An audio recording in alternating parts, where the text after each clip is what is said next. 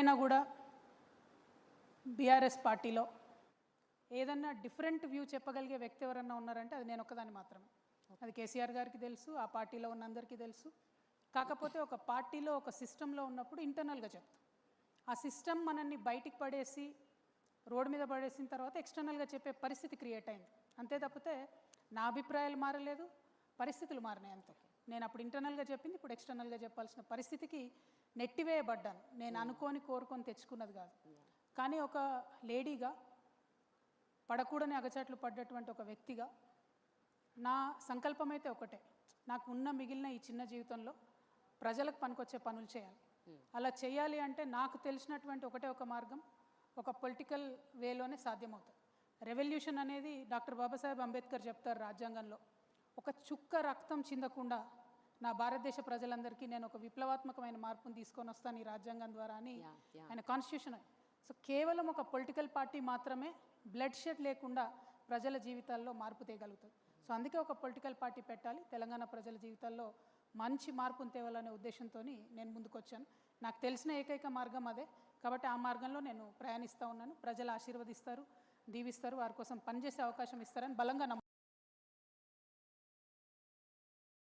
ఉన్నాను. వండర్ఫుల్. అయితే కవిత గారు, ఇంత ఫియర్స్ఫుల్గా, ఇంత ఫియర్లెస్గా, ఇంత ఫోర్స్ఫుల్గా మీరు మాట్లాడతారు. Your communication is on spot and very focused and చాలా కన్విక్షన్తో మాట్లాడతారు.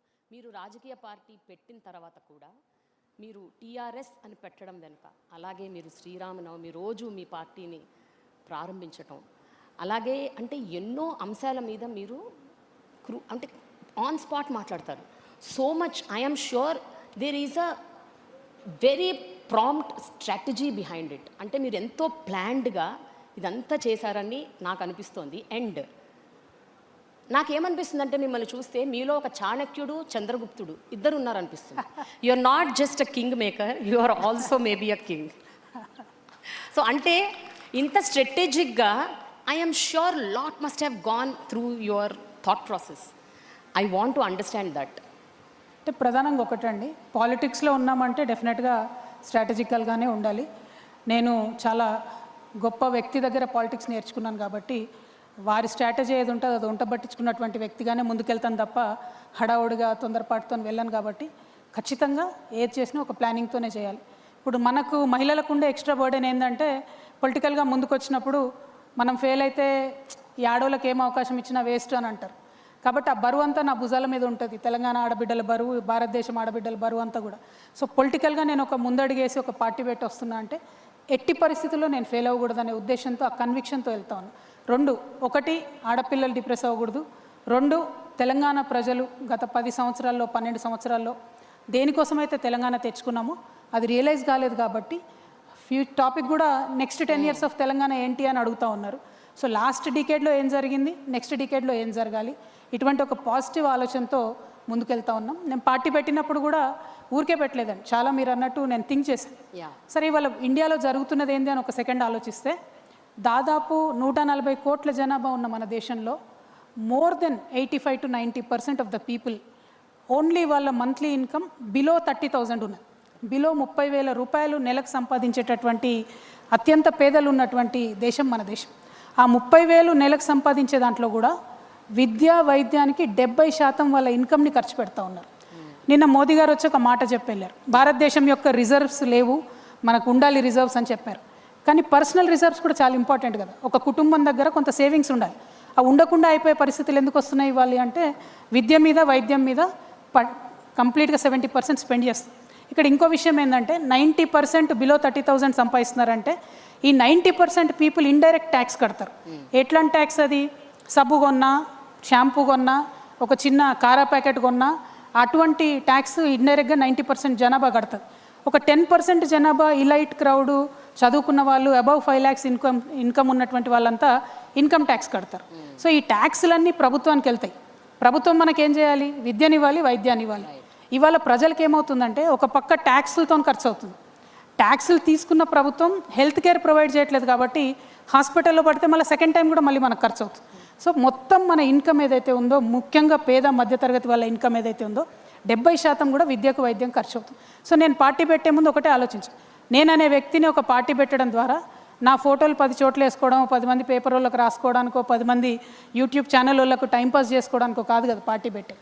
వాట్ ఈస్ ద గుణాత్మకమైన మార్పు, క్వాలిటేటివ్ చేంజ్ ఏం రావాలి సమాజంలో అని ఆలోచించినప్పుడు విద్య, వైద్యం ఈ రెండు గనక ప్రభుత్వం బాధ్యత తీసుకొని ఉచితంగా ఇవ్వగలిగితే, అది ప్రైవేట్ అయినా సరే ప్రభుత్వం అయినా సరే, విద్య అదేవిధంగా మాజీ సైనికులు ఉంటారు, 15 ఏళ్ళు సర్వీస్ చేసి ఒళ్ళు హూనం చేసుకొని వస్తారు, వాళ్ళకి కావాల్సిన ఒక చిన్న వెల్ఫేర్ మెజర్ కూడా ఏ గవర్నమెంట్ చేయడం లేదు. సో ఈ సోషల్లీ వల్నరబుల్ ఉన్న సెక్షన్స్ అన్నిటికీ, ట్రాన్స్జెండర్స్ కావచ్చు, వీరందరి కోసం కూడా సోషల్ జస్టిస్ అనే కాన్సెప్ట్తోని we want to be very committed and work for them. అది కాకుండా మనందరికీ తెలుసు భారతదేశం అంటేనే కులాల వ్యవస్థ. సో ఎస్సీస్ కానీ, ఎస్టీస్ కానీ, బీసీస్ కానీ, మైనారిటీస్ కానీ, ఆదివాసీలకు కానీ, అందరికన్నా ఎక్కువ మా ఆడబిడ్డలకు కానీ సరైనటువంటి అవకాశాలు రావాలి, సరైనటువంటి అద్భుతమైనటువంటి ప్లాట్ఫామ్ దొరకాలనుకుంటున్నాము. దానికోసమే పనిచేస్తాం. ఇంత కూలంకషంగా మీరు మొత్తం ప్లాన్ చేస్తానని చెప్తున్నారు కదా ma'am, but tell me very political scenarios ఎంత వైబ్రెంట్గా మారుతూ ఉన్నాయి అంటే the so much changing around. And Gen Z culture వచ్చాక ఇంకా మనం పొలిటీషియన్స్ అంటే మనం అంటే నేను కాదు మీరు, ద ట్రెడిషనల్ థాట్ ప్రాసెసెస్, ఇప్పుడు the traditional way of thinking, ఇవి చేస్తాం అవి చేస్తాం అవి ఇస్తాం ఇవి ఇస్తాం అని చెప్తే ఇప్పటి జనరేషన్ నమ్మే పరిస్థితుల్లో ఉందా? How do you make them believe that you are going to do rather than telling that I will do? అంటే మీరు చెప్తారు చేస్తాము అని, ఎంతమంది చేశారు? సో ఈ క్వశ్చన్ రేజ్ అవుతోంది. And Gen Z is not willing.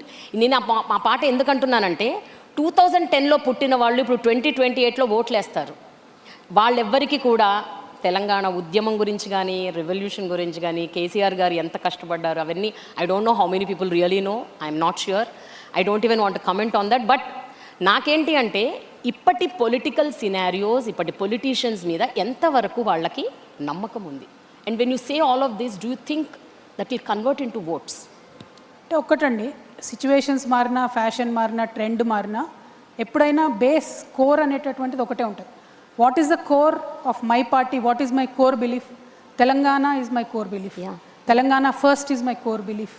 Telangana mother బోర్డ్గా ఏదన్నా ప్రోగ్రామ్స్ చేయొచ్చు, ఏదన్నా ఆలోచన చేయొచ్చు, కానీ ఏది చేసినా అంతర్లీనంగా తెలంగాణ వాదం ఉండాలి, తెలంగాణ ప్రజల ఇంట్రెస్ట్ ఉండాలి. అది స్టేట్ వైడ్గా భారతదేశాన్ని చూసినప్పుడు ఇండియా యాజ్ ఎ కోర్ ఉండాలి, దాని మీద ఏదన్నా చేసుకోవచ్చు. సో జెన్జీ కావచ్చు, ఇంకోరు కావచ్చు, వాళ్ళు ఇవాళ మన లెక్క వరి అనకుండా రైస్ ప్లాంట్స్ అనొచ్చు, అన్నా సరే వరి అనేది, వడ్లు అనేవి భూమిలో పండుతాయి. సో ఆ గ్రౌండ్ కనెక్షన్ అనేది జెన్జీ కానీ ఎవరు కానీ లూజ్ అయితే సర్వైవ్ కాలేము. బట్ ఎస్, జెన్జీకి నేను అపాలజీస్ చెప్తా ఉన్నా, ఎందుకంటే we have spoiled the world for you. చాలా వాతావరణ కాలుష్యం జరిగింది, చాలా రకాల పొల్యూషన్ జరిగింది. Now Gen Z is worried about ఎట్లా పర్యావరణం ఎట్లా మారుతుంది, ఇట్లాంటి అనేక అంశాల మీద. కొన్ని మనం చేయలేకపోయినాం, కానీ ఇంకా కొన్ని ఇప్పుడు కూడా దగ్గరుండి చేసుకోవచ్చు. వేస్టేజ్ నిర్మూలించవచ్చు, ప్లాస్టిక్ వాడకం తక్కువ చేయొచ్చు. We can definitely make the world a better space. But ఇవన్నీ చెప్తున్నా కూడా మీతో నాకున్న కంప్లైంట్, మీతో అంటే ప్రెస్ వాళ్ళతో నాకున్న కంప్లైంట్ ఏంటంటే, ఎప్పుడున్నా ఏ చిన్న సమస్య వచ్చినా మా రాజకీయ నాయకులతో తప్పని రాస్తారు. కరెక్ట్ కాదండి. మేము at the core of our hearts మా ఫ్యామిలీ టైంని సాక్రిఫైస్ చేసుకొని సమాజం కోసం పనిచేయాలనుకుని వచ్చే వాళ్ళము. ఫండమెంటల్గా కరప్ట్ ఉండము. కొన్ని తెలిసి కొన్ని తెలియక ఎప్పుడైనా తప్పులు జరుగుతుండొచ్చు. బట్ జరుగుతున్న ప్రతి సమస్య మీద స్పందించేది ఈ దేశం మొత్తంలో ఒక రాజకీయ నాయకుడు మాత్రం. అండ్ ఇంతో అంతో భారతదేశంలో ఏ మార్పు వచ్చినా పొలిటికల్ పార్టీస్తోనే వచ్చింది. అంటే that is the beauty of democracy. ఆ డెమోక్రసీని ఇవాళ కిల్ చేసే విధంగా భారతీయ జనతా పార్టీ ఏం చేస్తుంది, ప్రాంతీయ పార్టీలు ఉండొద్దు అనేటటువంటి ఒక భయంకరమైన కుట్ర చేస్తూ ముందుకు వస్తుంది. డెఫినెట్గా వాటిని ఎదుర్కోవాల్సినటువంటి అవసరం ఉంది ప్రతి చోట. ఇప్పుడు తెలంగాణ ఫస్ట్ అని నేను ఎందుకంటున్నా, రీజనలిజం ఫస్ట్, నేషనలిజం నెక్స్ట్ అని నేను అంటానండి. ఎందుకంటే we're a union of states, we're not a central organisation, we're a federal setup. దాంట్లో ఆ రెస్పెక్ట్, ఆ గౌరవం ఎవరిది వాళ్ళకు ఉండుకుంటూనే, ఎవరి ఐడెంటిటీ వాళ్ళకు ఉండుకుంటూనే రాజకీయం చేయాలి. కానీ ఈ దేశంలో ఏ మార్పు వచ్చినా అది పొలిటికల్గానే వచ్చింది. అది గాంధీ తాత దగ్గర నుంచి మొదలు పెట్టుకుంటే ఇప్పటి వరకు కూడా ఏ మార్పు వచ్చినా పొలిటికల్గా వచ్చింది. That is why I'm inviting all the Gen Z, I'm inviting all the youth. అందరికన్నా ఎక్కువ మా ఆడబిడ్డలు నేను ఇన్వైట్ చేస్తూ ఉన్నా. మీరు బయట ఉండి పొలిటీషియన్స్ బాగాలేరు, పొలిటికల్ పార్టీలు బాగాలేవు అంటే కుదరదు. రావాలి, పాలిటిక్స్లోకి రావాలి, పొలిటికల్ పార్టీస్లో చేరాలి, దగ్గరుండి ఏం చేయాలో ఏం చేయకూడదో అని చెప్పి ప్రజలకు బాధ్యత వహించి చెప్పాలి. కానీ దూరం నుంచి విమర్శించడం ఈజీ. ప్రెస్ వాళ్ళని కూడా అదే అంటున్నారు, మీరు చేసిన మంచిని మీరు చెప్పరు మేడం, మేము చేసిన మంచిని చెప్పారు పొలిటీషియన్స్ చేసింది. మీరు మాత్రం ఎంతసేపు ఏదైనా చిన్న తప్పు దొరికితే ఇదైపోయింది అదైపోయింది అని అనడం తప్పితే మేము చేసిన మంచిని చెప్పారు. సో ప్రెస్ మిత్రుల్ని ముఖ్యంగా వేటు న్యూస్ వాళ్ళని కూడా కోరుతా ఉన్నాం, పొలిటీషియన్స్ చేసే మంచిని కూడా దయచేసి చూపించండి అని మా రిక్వెస్ట్.